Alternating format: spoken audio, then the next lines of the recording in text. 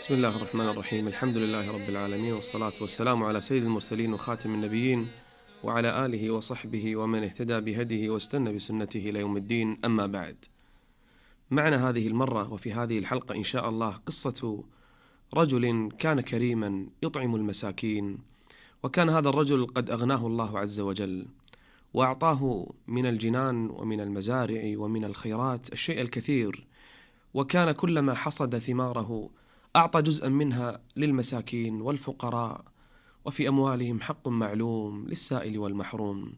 ولهذا بارك الله عز وجل له في رزقه، وما نقص مال من صدقة، بل إن الصدقات والزكوات والخيرات تبارك في الأموال وتنميها وتكثرها. وهذا الرجل للأسف كان عنده أولاد لئام لا يحبون ما يفعله أبوهم. هذه أموالنا، لما يعطيها للمساكين والفقراء؟ فلما توفي أبوهم وورث أولاده هذه الجنان وهذه الضياع وهذه المزارع وهذه الخيرات، اتفقوا على أن يحرموا المساكين منها ويقطعوا الصدقات ويمنعوا الخيرات ويوقفوا كل سبل الخير. فاتفقوا في ليلة في يوم من الأيام، قالوا: غدا سوف نحصد الثمار، وسوف نمنع كل فقير يأتي إلينا، وكل مسكين يأتي ويتوسل إلينا نمنعه، ولن نعطيه شيئا كان يعطيه أبونا لهم. المساكين لا سبيل لهم إلينا بعد اليوم، وهم فرحين وهم يخططون وهم يمكرون ولا يشعرون أن الله عز وجل يسمعهم، والله عز وجل يطلع إليهم، لأن هذه الأموال ليست لهم، هي مال الله عز وجل. وللفقراء في الأموال حق معلوم، والله جل وعلا أمر الناس بالصدقة والزكاة وآتوا حقه يوم حصاده. وفي تخطيطهم ومكرهم نام الثلاثة الأشقياء منهم أحدهم كان فيه شيء من العقل وفيه شيء من الفهم، وكان يقول لهم: اتقوا الله، لما لا تعطوا الفقراء جزءا يسيرا؟ ولكنه رضي بكلامهم وسكت عنهم. وهم نائمون إذا بربنا جل وعلا يرسل على مزارعهم وعلى حدائقهم وعلى خيراتهم ريحا من السماء فيها نار، فإذا النار تأتي على مزارعهم كلها فتحرقها وهم لا يدرون وهم لا يشعرون. انظروا ماذا يقول الله عز وجل عنهم: إنا بلوناهم كما بلونا أصحاب الجنة إذ أقسموا ليصرمنها مصبحين ولا يستثنون، فطاف عليها طائف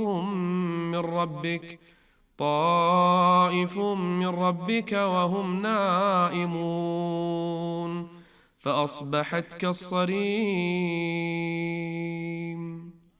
نعم، في الصباح قام الناس أولئك الثلاثة من نومهم في أول الصباح الباكر، قبل أن يأتي الفقراء، قبل أن يأتي المساكين.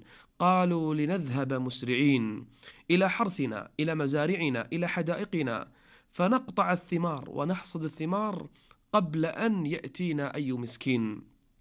فانطلقوا مسرعين في الصباح في الفجر الباكر، كل منهم قادر وقوي على قطع الثمار وحصدها، وهم يتخافتون، يسر بعضهم إلى بعض: ألا يدخلنها اليوم عليكم مسكين.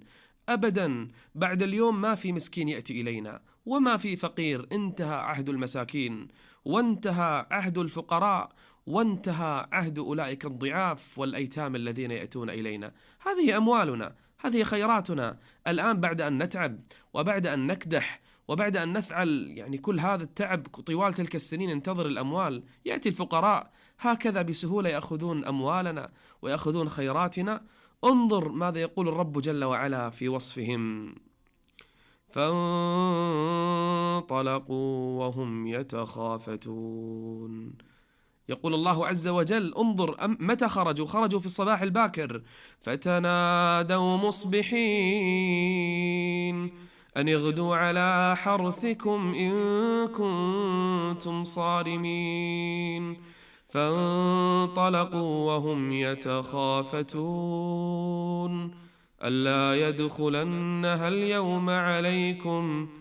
ألا يدخلنها اليوم عليكم مسكين وغدوا على حرد قادرين. فإذا بهم يمشون ويمشون حتى وصلوا إلى حديقتهم، إلى مزرعتهم على حسب الطريق